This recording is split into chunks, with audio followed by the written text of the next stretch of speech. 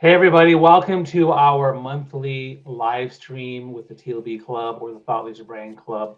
I'm here with three amazing and powerful, impactful, and wonderful women leaders who I'm looking forward to sharing their insights and for Women's History Month really showcase and share knowledge from their insights and their stories. So I'm really excited about having this conversation. If you are joining in, we do appreciate you to tell us where you're calling in from. Are you calling in from North America, South America, Africa, Asia, Europe, Australia? Would love to see you. But I'm going to actually go right, and I'm not even going to do my own introduction. I'm going to get right into you guys. So let's start with Pam at the top. Please introduce yourself, everybody, and then pass it on to Marie and then Nikki. Okay. Hi, everybody. My name is Pam, and I live in Texas. And I have been coaching and working with technology teams for a very long time. In my spare time, when I'm not doing that, I'm a mom. I have a 15, soon to be 16 and driving year old. So I know you guys are sending me all kinds of good love there. And I will pass it to Marie. Hi, everyone. I'm Marie Zimenoff, and I'm the CEO of Career Thought Leaders and Resume Writing Academy. And we train career service providers, so career coaches, resume writers, so that they can help their clients be happier, more successful, and have a career plan. Good luck with that in these days, but we try. So I've been doing that for 15 years, and I just love helping people who help people find work. Nikki. Well, I'm Nikki Estes. I'm the CEO of Market Me More. I also support Top Voices Unite and Emerging Voices Unite. I like to be able to provide services for founders and investment portfolios that have founders so that we can be able to get them scaling quickly. We have an event package that we do, or I should say not package, but circuit that we do throughout the year where we do virtual events, and it all feeds into an in-person event so that the founders can get those resources that they need. And then speaking of children, I have 5. Ages 10, 12, 14, 18, and 20. And I'm married to an awesome guy that's watching them right now while I'm here. Awesome. That's amazing. Thanks so much for that. And for those who don't know me, I'm Bobby Omar. I'm a motivational speaker by trade, 1,000 keynotes, workshops across 4 continents for the last 20 years. I'm a 5-time TEDx speaker, a 3-time TEDx invite decliner. I talk about leadership, thought leadership, personal branding, and content strategy. I also run the TLB Club, which is a membership community designed to empower business owners and thought leaders to elevate their business, their sales, their brand voice, and network with one another, because we believe a rising tide lifts all boats. And also on the topic of the TLB Club, it's a membership community. You're welcome to join us anytime. We have a weekly Thursday Zoom call with a masterclass with guest experts. We have a library of 200 different masterclasses we've done, and you get access to weekly coaching, a private WhatsApp group, and just a place to not feel alone, a place to feel supported, a place to feel empowered, a place to feel safe, as well as deal with all the overwhelm of tech, AI tasks. Being a business owner is always a challenge, but that's kind of why we're here to help each other. So with that, that's who I am and what I do. I want to get right into the questions. I think the first thing I would ask you is to maybe start telling me about what does Women's History Month mean to you. I'll start with you, Marie, and then we'll go to Nikki after that. I think it's an opportunity to remember and all the opportunities to celebrate women in all the ways that we serve society. And recently went to a little innovation event at my son's school. I forgot to say, I have a 6 and 8-year-old. And in 3rd grade, they do an innovation fair where each of the kids had to pick an inventor and dress like them, write a little report, and then all the parents went around and met these inventors at their tables. And it was interesting how all of the girls chose women. Most of the boys, if not all of the boys, chose men. And it was a good opportunity, I think, for me to see that, but also for the kids to see that women have made all of these contributions to science and literature and all the things. And I don't know that we do that enough. We tend to focus on the big name inventors who tend to be male. And so it's just a cute way for me to celebrate Women's History Month, to see all these young women celebrating female inventors. I really like that you brought that out, the female inventors, because they hold all kinds of roles, but they've invented some really significant things. I'm excited about being a part of this because I'd like to identify that women, they have done some great things. But then at the same time, I'd like to be able to, any of the minorities, right? There's some opportunities that we could be able to support them, give ideas through this event. I'm thinking of some resources that they could be able to use. So I like that you brought up events, Marie. Pam, how does the women's history hit you? Well, it's funny that we even have a Women's History Month, because I can remember as I've grown up and gone through my career, I didn't see a lot of great celebrations for women. And, I have a tendency to try to gravitate towards that. So I'm honored that we have it. I used to be an athlete, so I lean towards the sports area, and I'm doing everything I can to champion the sports as well as just folks in all different kinds of industry. I know they say that you have to see it before you can believe you can be it. So I feel every time we have a chance to showcase role models, particularly women, it's helping us, it's helping little girls, it's helping everyone to recognize that, they could do anything that they want to do. And I think it's very important. So I'm honored and grateful to be here, Bobby. That's amazing. Thanks so much for that. And again, people are signing in. There's Dr. Hey there, good to see you. So people are, again, if you're tuning in, make sure you say hello, ask your questions. You can engage everybody. We do appreciate it. You can share and let us know where you're calling in from. So thanks so much for that.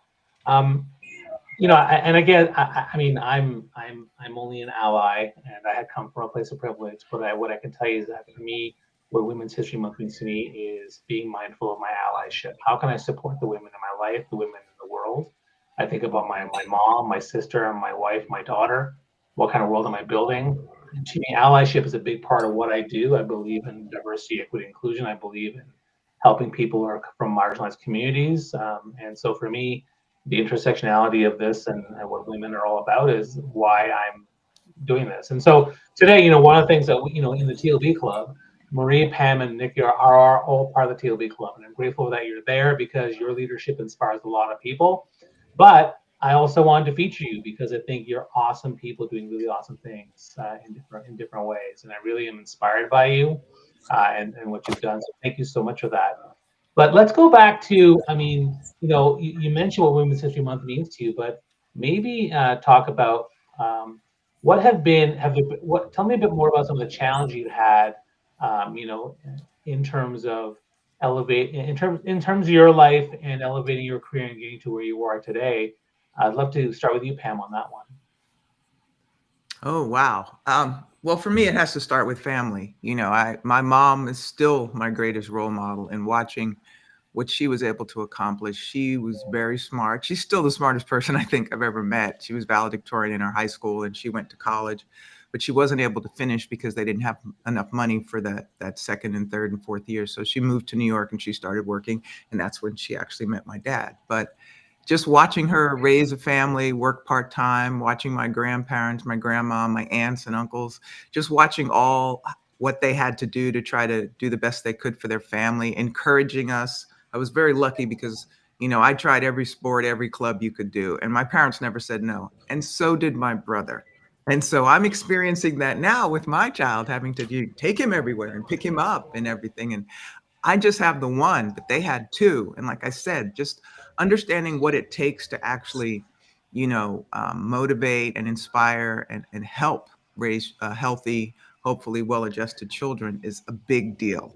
So I think I'm leaning most on my family for that. I have had a couple of role models in work, different supervisors and bosses who've also motivated me, but I would have to say those are probably my biggest influences.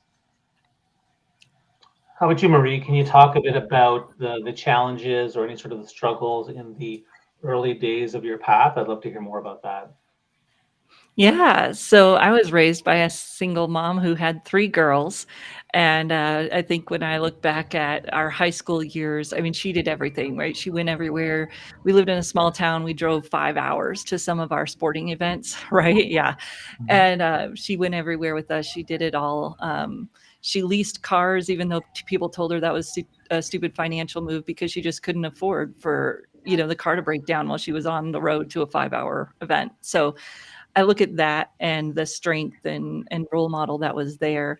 But then I think about sitting in a bank. So I started a career coaching practice and 10 years ago, almost exactly, bought a training business. And it was a big purchase. It cost more than my current house, well, my first house.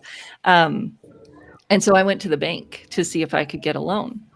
And I know women still face this today, but I was treated like, oh, you're cute. Oh, look at this cute business. And I ended up having to take out second mortgage on our house because they wouldn't give me a loan for the business. And women face that every day, women of color even more. And the fact that we invent anything, that we build businesses is just amazing because there's not a structural support that there is for, I'm sorry, but men. For men who start a business, they're much more likely to get support and to get financing. Yeah, no, I definitely feel you on that one. And Nikki, how about you? I mean, in the early days of trying to get to where you are, you've been very successful, but what were the challenges and struggles in the early days? I would say I prioritized the children. So we talk about the lines in the sand. And so my husband and I, we were not supposed to have any children. I was told by 6 doctors before I was 19 that I would never have children. And so I had a career path in mind. I was going to law school, I was going to be a senator, and I was going to build impact one way or the other with children. And that changed. After we had gotten married, a couple of years in, boop, here comes Ethan. And then, my schooling, it was hard, working was hard. I was as big as a house. I may look small now, but I can go 200 pounds in 9 months really easily. And so that was a struggle for us to be able to make those decisions because daycare was really expensive, right? And if I wanted to be able to pursue this, then I had to give up any kinds of dreams of that time, with our child. And so we drew some lines in the sand. And then Jason he was going to school full time. He had a job full time. And then he started our company on the side. And then my full-time job was to be able to support him in all of those roles at the same time as one child. Then a little bit later, another child, and it became my full-time career. So the difficulty that I had was, is this all that I am? I saw so much that I was going to go forward with. And I had to find that is enough. It is enough to be a mom. It is enough to be able to carry those children into successful positions. It is enough to be your husband's right arm, walking right beside him. So that was in the beginning some things that I had to struggle with. But then now I get to lead my own company, and then I have his support in the same way. Thanks for sharing those great stories. And I'll share a quick story about my daughter. So my daughter, she and her brother we had an opportunity to perform and play a basketball game in front of like thousands of people, which was really cool, and they're really excited about it. But when she got there, they were on the floor, and I was just videotaping from the stands. My son threw a 3-pointer, and the crowd went wild. I screamed. I was excited. But when they came back, my daughter was upset because she said I ran up and down the court, and the boys never passed me anything, and she was very, very upset. And I was really upset too, and I didn't know how to help her. I just this is something that she's dealing with even at a young age, and I think that it's important to understand that there's always going to be barriers, particularly systemic ones, from the men in their lives, whether they're boys or they're men. So it definitely brought a lot of brought a lot of light to in terms of what she's going through. I mean, when you think of these young girls and what they're going through, even at the young age, I mean, what would be your message for them as they encounter all these struggles? And maybe I'll start with you, Nikki.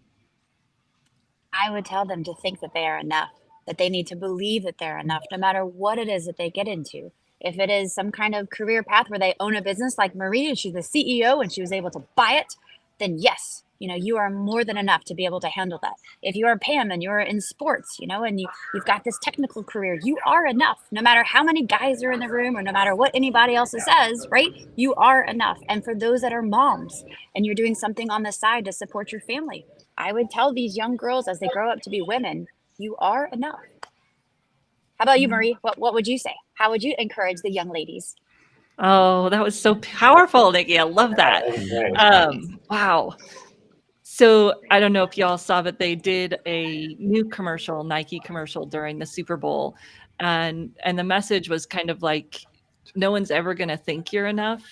No one's ever going to think you can win. So just win. And it was all the messages that women get, right? You didn't dress, you're too scanty, not scanty enough. All the conflicting messages that we get every day, too fat, too skinny, whatever. And it's never going to be right. And the message was just win. Like, just, it's kind of the same thing you're saying. Just do you, because it's never going to be what everybody else approves of.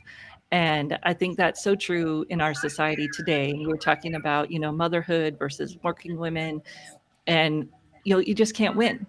So just do you, and win how you want to win. Yeah, that is my favorite commercial. Thank you very much. I think I wrote about it on LinkedIn. I write about everything on LinkedIn, by the way. I think for me, one of the things I would encourage them to do is to have some friends that can help support them. Maybe there's some coaches as a mentor and so forth, because you need that voice to tell you you're going to make it. You're doing great. You've got the talent. You've got the skill. And if it's is the only voice that you're hearing, then you get those gremlins that are saying you're not enough, you can't do it. So you really need help, I think, from the outside as well to help push you and encourage you. So I would definitely say any person who's trying to help an individual or someone that is trying to help you, find those people and kind of stay with them. And anytime you have any doubts or so forth, go to them, and you will get the encouragement from your teammates, from coaches, from teachers, from whomever that group of support system is.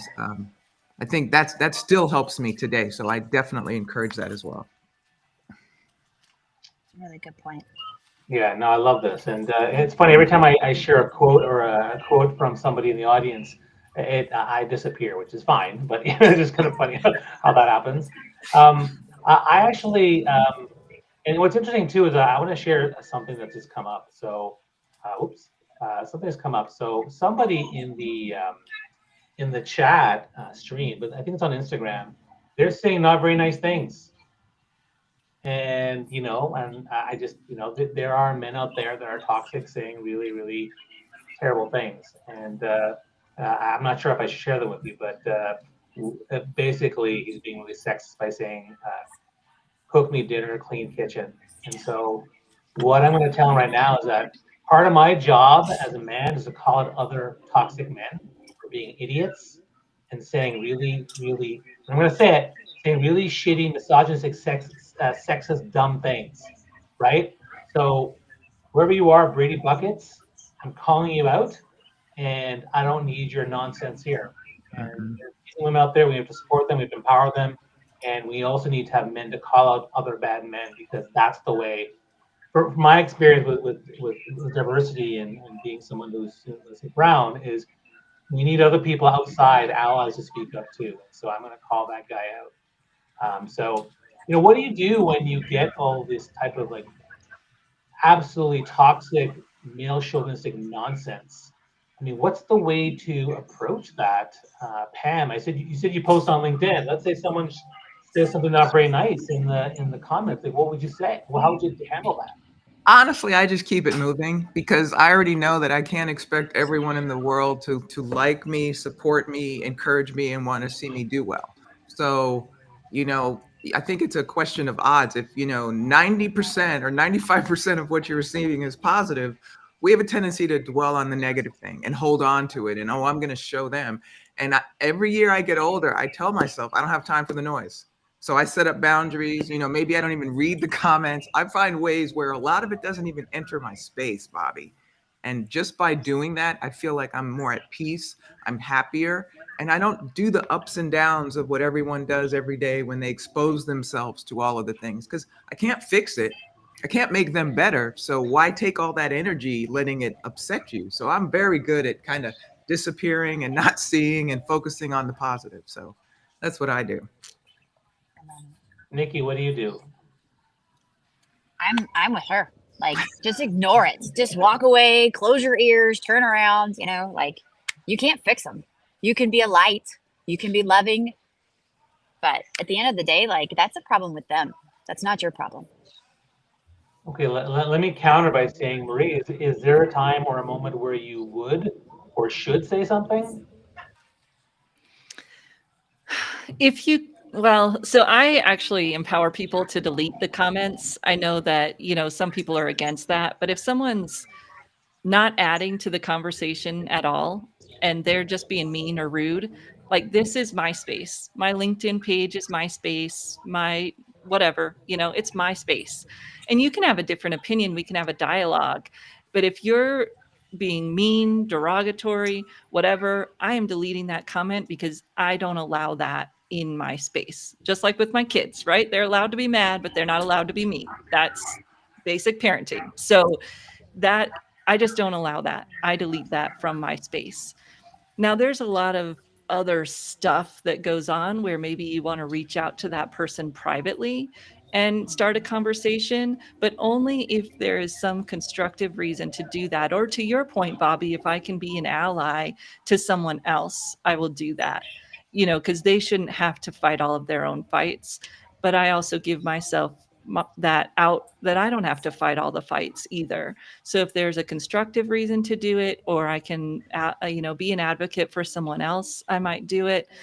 But I do give people permission to delete the comments that just don't belong in your space. Sure. And You know Isa what brings that up a made me good point think of? there. Go ahead. I'm Go sorry, ahead. I didn't mean to interrupt. You made me think of something Brene Brown when she talks about that quote where she says, if you're just in the cheap seats, she only accepts feedback from folks who are in the arena. So you're out there doing things, putting yourself out there and sharing. And if you're just in the cheap seats throwing stuff, she's like, I have no space for you. Sorry. Nikki, Yeah, what are you going to say?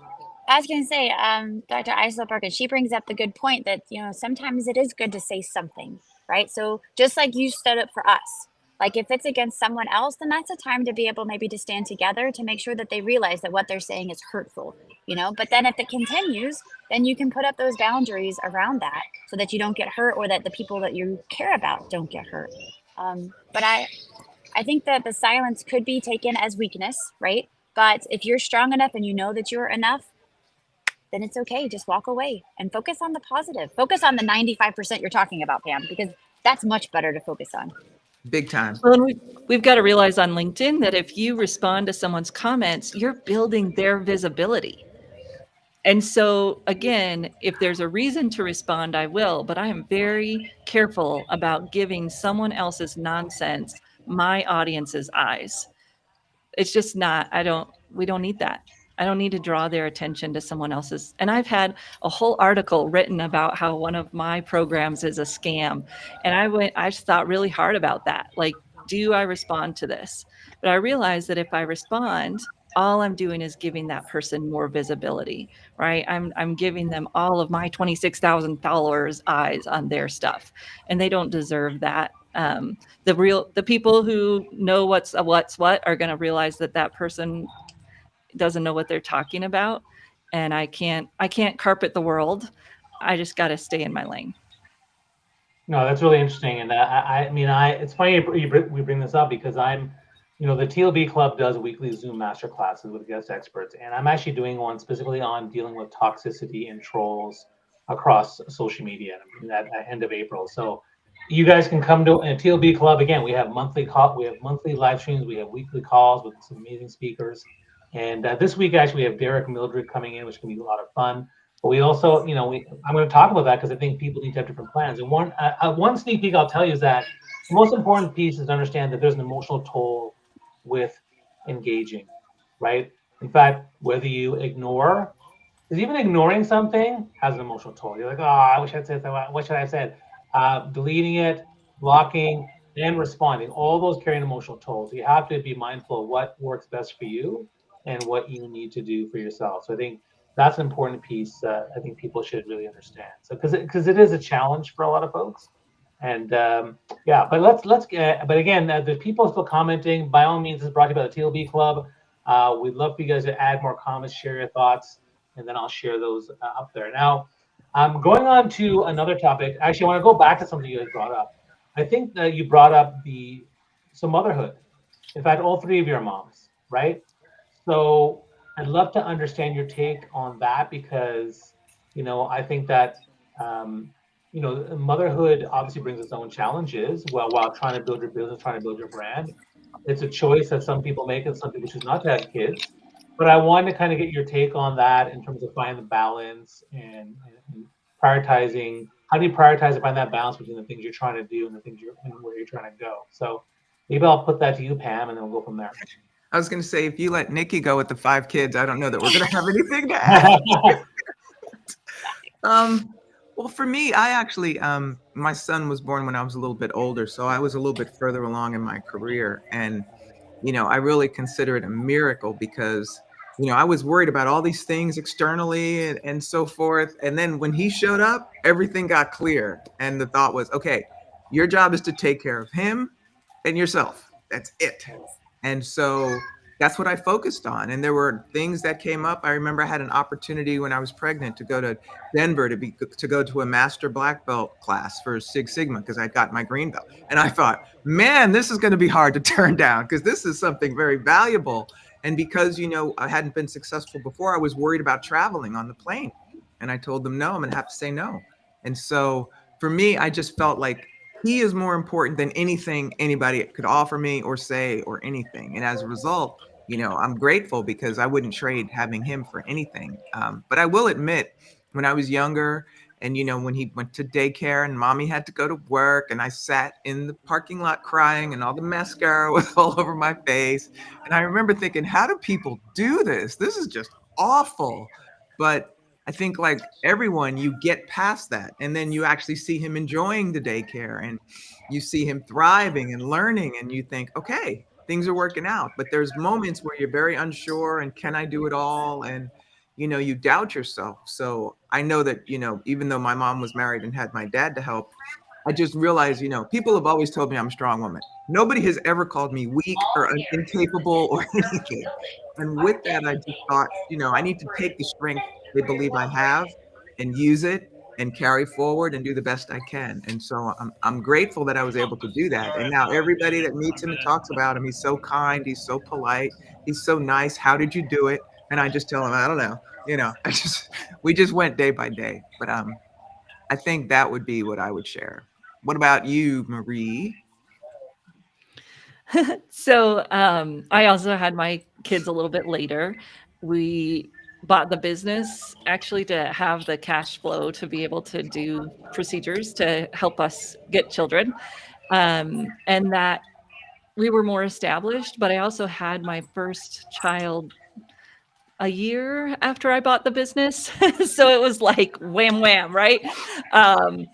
And we got a nanny. So within 8 weeks of having my first son, my husband was like, we need help. And I was like, yep, you're right. We need help. And I think that's one of the hardest things for most people to do, but definitely when you're a mom and you've got other people that you're caring for, in addition to having a business and a career, you cannot have it all unless you ask for help. And that has been a lifelong lesson for me, that I'm still learning, and that I think that's just how it works. But when you ask for help, beautiful things happen. And that's been so many friendships and colleagues. And, my first nanny was just amazing. And so all these good things that happen with relationships as well as with business and family when you do ask for help. How about you, Nikki? I think asking for help is the key to being a mom, right? Whatever that looks like. I would say that, my parents very young weren't able to help out a lot, right? They were both working. I was born to them young, and then here I was a young mom. And I won't tell all of the stories because another thing that us women happen to fall into traps of is that it seems like there's a comparison, right? That there's that ugliness, right? And so I don't want to go there. Because there's not a comparison. I just happened to have 5. 4 of them I had biologically, they're boys. And then we adopted a girl during COVID. And you can take me off the pedestal because it's a pain in the to be able to go through all of that. But I would say if you diagnose our experience together, the only way that we were able to be successful is because at the right time we had the right support. So whereas my mom and dad couldn't be so involved when the kids were young, they come in now. So when we travel, they can come join me, but it was the community, it was our church, it was other people that have jumped in. So for the both of you, yeah, it's the right people at the right time. And then it's just believing that no matter what, this is your calling, whatever it is that you get into. And gosh, you're superheroes, right? You've got capes in the closet. And when those get torn, you go get another one from the dry cleaner, right? You guys are rock stars. And that's how you're able to be the successful women that you are today. I'm glad to be up here with you. It's fantastic. Me too. Oh, Yeah, this is fun. And one thing, one inspiring message from another woman leader that I was following was she was talking about how you can't have it all, but you can fit a lot of amazing things in your life. So you have to choose what are the things you want to fit in your life. You can choose motherhood or you don't have to. You can choose, entrepreneurship or not. You can choose, learning to play guitar, but you choose because you cannot do everything, right? Otherwise, you break the laws of physics. I mean, if I could have everything I want, I'd be traveling 24/7 and being a parent 24/7 and doing other stuff 24/7. That's not possible. So, what are the things you want to fit in your life that are going to be important to you that align with your values, that align with your brand? I think that's an important piece to come to understand. And the other piece about support, I think, is really important. So speaking of support and mentorship, I'd love to understand who are some other women that you admire and seek inspiration from. I'll start with you, Marie. Oh my goodness. So I bought my business from two very strong, successful women who also had kids. Not that, again, you have to, but that was a good, it was a great mentorship for me. So we're fortunate in the career space that a lot of those legacy folks in the business are strong entrepreneurial women with kids. So Louise Kurzmark, Wendy Analo, Jan Melnick, these folks have been in the business since the 80s. They started their business from home when computers were just becoming a thing. They, did it so that they could have a business while they were raising kids.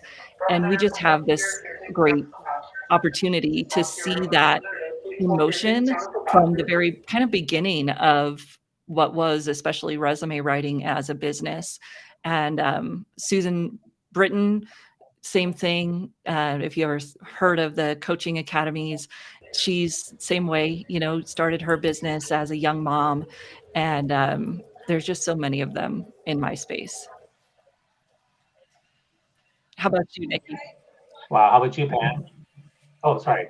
Did you throw it to me? Yeah, Pam, go ahead. Okay, I'm sorry. Did I doze off a minute? Okay, I'm here. I've had some great role models at different companies I've worked in. Again, I lean more towards my family, having watched what they have done because I got to see it up close and personal. But I try to pull resources, and I follow different folks on podcasts. I'm always encouraged by watching women leaders share information. One of my favorite podcasts is called Hello Monday. It's a LinkedIn podcast where they have different women or men come in and talk about the workspace and what they've gone through. So I'm always just looking for kind of like a wide net of people doing things to give me ideas and inspire me. But as far as women who motivate me, like I said, I have those in the workspace, but my number one mentor is a male. His name is Nigel. And it's funny because my mom's no longer with us. I know you're going to think this is weird. And when I met him and I would listen to him talk, it sounded like my mom was talking. He was saying the same words, the things she used to speak into me and stuff. And I don't know if there's any hocus pocus or anything, but it just makes me feel like her voice is still with me when I go to him and ask him questions and get advice. So he's probably one of my stronger role models, but I think they're all around me. What about you, Nikki? I love that you brought up a male, because I know that this is Women's History Month, and I know there's this whole wrapped around, the struggles that are there as being a female, but we learn so much from guys, right? We learn so much from women, but I mean, there's something to be said about the men in our life that we can be able to lean to. Like, I grew up on books my dad would feed us, like Dale Carnegie, and Tom Hopkins, because he was a sales guy and entrepreneur. Those were the Og Mandino, like you've got these greats out there that wrote these books. And so I'm not so much trying to be the best woman that I can. I want to be the best me that I can. And so I can't point to really one woman book, Bobby. I mean, I think that there are lots of people that have influenced me over the last however many years that I've been alive. I still say 34, but yeah, that's where I'm at, and I value the resources you're sharing here, Pam. So I hope I've got some of my ladies are here watching this, and go find those links, go find those Amazon books, and let's share them. Let's share the podcast in this so that we can be able to empower other people that are going through this so that they can be able to follow the same journey that we have, because we didn't get here by ourselves. We got here because we were investigating. We were building the best versions of ourselves. So thank you, Bobby, for asking that. Always good. Thank you, Bobby. And I think I'll use this time right now to do a shout out to my mom. One of the things with my mom is, she's getting older now, and so she's 80, and I'm reflecting on, what she's done for me in my life, and the role modeling and the leadership and the stuff she's done. And again, she chose a path that was just to be, a homemaker and a mom and take care of us, and everything she did for us is something that I'm trying to live the legacy that she's helped me create. And not to get too emotional here, but yeah, like I just want to make a big shout out to her because she's the best role model I could ever have. That's nice. So with that, I mean, we have more time. If you have questions, put them in the chat box. I want to make a note that this is brought to you by the Founders Brand Club. So if you take a look at that little QR code there in the top left, you'll see exactly what we offer: weekly coaching, private LinkedIn group, a private WhatsApp group to ask questions, to get feedback on things, to get support, to be part and be able to share what you need to share on the journey of entrepreneurship and growing your brand, growing your thought leadership. You can check out that QR code out, come to one of our Zoom calls, and meet the members, meet the speakers, and see what it's all about. And maybe I don't want to throw away questions out, what you guys are liking about TLB Club, but maybe what I would do is ask you, you mentioned support systems. So like, when it comes to women who are leading empowering, obviously having support systems, Nikki, you've created your own community. So maybe you can talk a bit about that. How do you find, create, and leverage the communities and support systems to help you, stand out and be a superstar the way you guys are. So I'll start with you, Nikki. Yes, I'm the connector, right? I look to see what do people have that they can be able to give and what is it that they need. And I try to find that equal balance when I do matchmaking. And I think I changed my, maybe about a week ago. Sorry, I'm at the airport. About a week ago, I changed it to say matchmaker, to that effect, because I find that the way that we grow is through our community, like we've mentioned before. But through the Scaling My Impact, I want to find those that are looking for accountants. Okay, I have some, but the accountants, they're looking for marketing. Well, we have different kinds of marketing, so from the Top Voices Unite, that's a group from Top Voices that have that pretty blue badge on LinkedIn. And then Emerging Voices Unite, those are ones that didn't get picked with the pretty blue badge, but their voices are just as powerful. I keep connecting them. I say, hey, look, did you see so-and-so's post? Go check it out. Hey, did you see so-and-so's event? Let's go to it. And I just continue to figure out ways that we can be able to blend together. Bobby has done a great job to be able to host these kinds of events and bringing people together. And then do you still do the chat for your Thursday mastery? Is it on? Yeah, we still do the it's on Clubhouse. But that's a good way to bring people together so that they can have those resources. So Maria, how about you? What's your style of building community? Yeah, so we have had, well, I mean, I was a membership organization when I bought it. And we in COVID saw that at least career services providers needed support, right? People are independent or they're in a one-person office, and we have a very mentally taxing job, especially when the economy is bad, which kind of seems to be on this little roller coaster lately, right? So we started a membership as well, a monthly membership called the Career Industry Authority, and it gives people an opportunity to come together. Every week we have mastermind opportunities, kind of, sort of like Bobby, every week, and it gives people an opportunity to share their struggles. I also go live every Tuesday, so I actually have a live stream starting in just a few minutes. I've gone live every Tuesday since January of 2020. And I love that because it gives people an opportunity to join the community in a very informal way, just like you're doing here, Bobby, and gives people a way for support, but also for conversation. We also have a Facebook group, so we build the community there where people can engage and interact, and that's free. That you don't have to be a paid member to join that.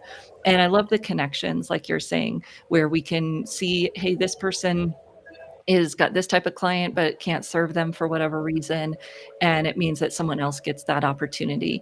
And it's just a great opportunity to build community, support each other, and really have that feeling of a company, whereas a lot of my coaches are more solopreneurs. Now they have an opportunity to have colleagues. How about you, Pam? I don't know that I'm great at this like you two. I think I'm a joiner versus a community creator. There's a small group that I did put together. There are folks who work in the agile space, like where I work. And most of them I've worked with before. There's a couple that we just kind of grandfather in and invite. And we try to get together once a month and do lunch and support each other. And I know it's been a great help to folks who have been looking for jobs and, getting referrals and things. So it's just kind of an open group that you can share things. We share pictures of our family, anything fun going on. But I think I lean more to reaching out and joining other groups versus me establishing something on my own. But you guys are giving me some food for thought. So since I have all these experts in front of me, maybe I need to start something like that with your help, of course. But I just saw Meryl just listed a whole bunch of associations that you were a part of. The WBNA, what was that like? What was it like to be able to work with those women?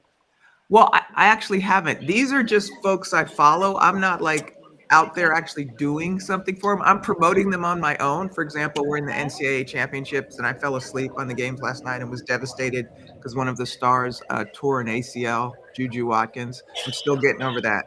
But yeah, I just try to encourage anybody I can around me. I actually have a cousin who's she's already a great athlete. She's going on a full ride to college and she's going through some things. So she's got me on the speed dial. When something comes up, I could tell her, the coach said this and I didn't like it. And I said, aren't you leaving in a month and a half?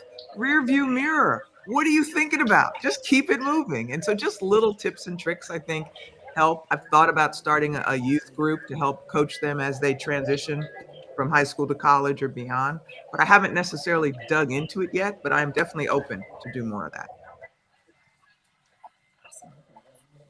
Awesome. Well, actually, Pam, I want to talk to you about something else. So, look, you are an Olympian, right? Mm-hmm. You got to go to the Olympics, and you talked about how even though you've achieved what I would call a monumental success, sometimes you had doubts about, talking about what you've done or things like that. So, can you talk a bit about that, because I think that's a really important thing for Bobby's folks to hitting my understand. sweet spot now. Yeah, I did compete in the Olympics. I graduated from Stanford. And at some point in my career, I hid these things because somewhere in my brain, I felt as though folks kind of, they want to hang out and do stuff with me. And then it just fades. And I had told myself it was because of these great accomplishments. So I minimized them.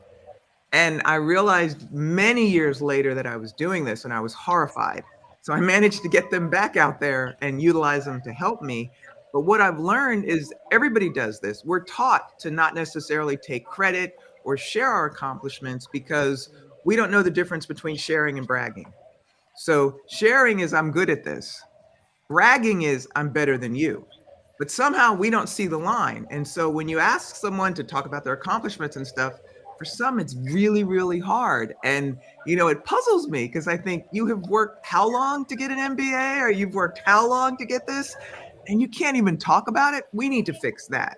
So one of the things I realize is that I've gotten over the hump, and now I'm here to get other people over the hump too, because it doesn't make any sense to work so hard for something and then just sweep it under the rug for some reason. There were people who would do anything for your accomplishment. So I'm trying to be instead of a chief minimizing officer, that's a term I coined, I want to be a chief maximizing officer and maximizing all of your skills and talents and accomplishment to be better. How's that, Bobby? That's beautiful. And that perfectly segues into my next thing, which is I think that we should celebrate women. So, Marie, what is something that you've done that you're most proud of? Oh, man. To be honest, this is hard. It shouldn't be hard, right? That's right. I want you guys to promote and say that I've done this. I'm awesome. So what have you done? Yeah, tell us. So man, when I bought my business, they had never been outside of the North America, Canada, US for their annual event symposium in person. And right away, I said, if we're going to be an international organization, we can't just be stateside.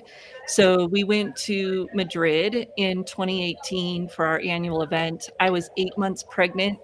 I flew from Barcelona to Beijing to speak at a symposium in Beijing, all by myself. Wow. And Yeah, and I did it. I went and saw the Great Wall all by myself, 8 months pregnant, and that opportunity and that experience and just getting out there and doing it was probably one of my lifetime accomplishments. That's fantastic. Wow. Huge. I don't think we can compare. And Yeah, we're done. We're out. Well, thanks everybody. It's good to see you. No. Listen, I mean, I think Pam's Olympic thing is amazing, and I'm glad to hear that, Marie and Nikki. What's something you've done that you're really, really proud of? Besides parenting, Right. because I know we're all proud of our Right. kids, we love our kids. But outside of that, Well, I mean, if you feed off of the parenting, so as a part of my not bragging, but I homeschool all of the children. So, Oh my and God. my older two got into a good college. They both went on scholarships, and their SAT or the ACT scores were significant. And so I would say that investment into them, the sacrifice that was made, should not be ignored. It did take me a while to be able to get like, oh, you're the mom, you know, like, or you're the founder's mom, because my husband had we had a fintech, and to be able to get over that hump. No, I'm enough, and I'll say it again, I'm enough. You know, so by getting those two boys into college and then having the scholarships and then being able to get in a fraternity, one is the president now of such a fraternity, and he led a philanthropic event and got to meet with the president of the college, and was impressive, you know, and then the other one is assisting in that. So yes, parenting, we can say that's a side, but that is a huge accomplishment to watch each one of my children to succeed in the world, because it's my fault. You know, that's my doing. And then to be aside my husband, we had our company and we went 3 times Inc. 5000, fastest growing companies in the US. That's significant because I was a part of marketing. Of course, he had something to do with it because, you know, he brought in the business. But that was significant. And then we got this offer to be able to sell. And I would say that as a team, I can't take credit for it, we really did well. And that's where Market Me More came from. And I got to go off on my own. I mean, he's still helping me, but with these 3 guys to be able to start something awesome that's bigger than me. So I'm proud of that too. So there you go, Bobby. I got parenting and I got my business part in too. that's awesome. And speaking of promoting, you guys, look, I mean, again, you're part of TLB Club, and TLB Club hosts this monthly live stream, and I want to thank you all for being here. But another way for me to champion, empower, and support you is I'd love for you guys to promote what you're working on. So let's go to you, Marie. Why don't you share something? How can people follow you? What are you working on? We'd love for you to kind of sell something or promote what you're working So on. our in-person event is coming up in Baltimore on April 6th, which is coming up quickly, but Melanie will be there from TLB Club, and I'm so excited to get to meet her in person. Yeah, very exciting. So that's the in-person thing. And then we started a series on AI for career services providers. And so that starts on April 11th, how career services providers can use AI in their work with clients. Thanks. No problem. Over to you, Nikki. What are you working on? What can we support We you are on? creating go-to-market strategies for founders that are looking to grow past the 1 million ARR. We have an event April 9th called Scaling My Impact, which is a virtual event where we get them together. We give them the opportunity to be able to pitch their business in front of live investors. And this is going to be the second that we've done. We'll do 2 more before our big event in Miami, July 7th and 9th. We will add the links to this, the signups in the chat or the comments or whatever, but this is a pretty significant opportunity for us to be able to share resources from across the world and across several different departments, which, ladies, I'm going to need your help. I need resume writers and I need tech gurus to be able to speak into these people's lives. So we'll catch up after. Awesome. Did you How just about you, rope Pam? us What are you into working on? something without our consent? Is that what that was? I did. Yeah. You're welcome. Good. Well, my big accomplishment for this year is I actually wrote a book. It's called Shifting the Spotlight, My Post-Olympic Leadership Journey. And so one of the things I'm working on is marketing it. I'm not very good at it. I clearly haven't been speaking to you two, or else it would be way out there. But at some point, I would like to offer some sort of coaching for folks who, one, can't speak about their accomplishments and it bothers them, or two, have goals and they're not able to get over the hump and achieve them. Because I have wanted to be a writer forever, and I finally got over the hump. So I'm here to sort of help others get past what they can't seem to and just share my experiences. Okay, well, listen, I know that we only have a few more minutes left, but I wanted to make sure we got to promote you and what you're doing. I think that again, people, make sure you follow these three amazing women. Make sure you check out the TLB Club in terms of what we're doing. You can kind of see what it's all about, who's there, the events we run, things like that. But I think that in terms of a closing thought, and I know maybe Marie might have to go sooner, so I'm going to ask her first, which is, if you have kind of a final thought or message for women, young girls, even men, or the world or society, what is it, what would be your message for them when it comes to Women's History I Month? can go. I use a lot of quotes. In fact, on all my Okay, LinkedIn posts, I start with someone's famous quote. And one of my favorites is by Carrie Walsh Jennings. She was an Olympic volleyball player who won all kinds of medals. And the quote is, "I don't want to be better than you or him or her. I want to be better than I am right now." So I say that to you for folks to not worry about comparing yourself with everyone and just try to get better on your own day to day, and you will be successful.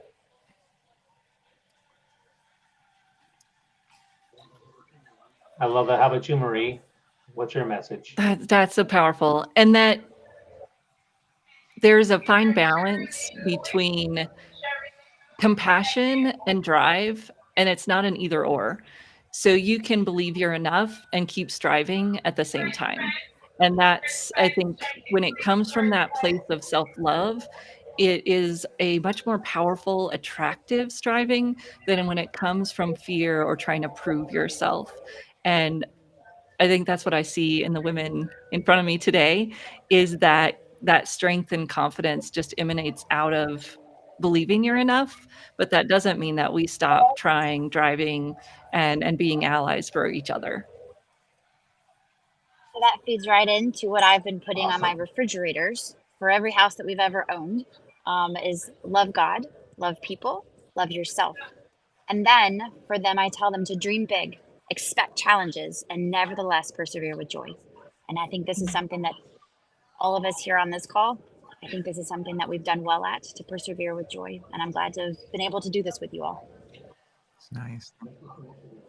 Thank you so much for that. I think I'll share my final message, which is, look, I want to talk to the men because women are, we have to empower them, we have to support them, and it's important for us to be allies. And allyship is not just saying things; it's about taking action. It's about calling things out, particularly calling out the men who are being toxic and all that kind of stuff. I think that's an important thing for us men. That's what we should focus on this month, and I hope other men will take this message and do their best to do that. With that, thanks so much for joining us, guys. You can watch the replay on all. This is streaming everywhere: TikTok, Instagram, Twitter, LinkedIn, Facebook, YouTube. So make sure you check the replay. Make sure you follow these three amazing women. Check out the TLB Club by clicking on that QR code. And I want to thank you, the three of you, for being here today. You inspire me in different ways. I'm really grateful and thankful to have known you. I haven't met any of you in person, which is kind of blows my mind sometimes, because I'm up in Canada. But I hope someday that as we move forward, we'll be able to do some sort of event and we can all see each other. That'd be great.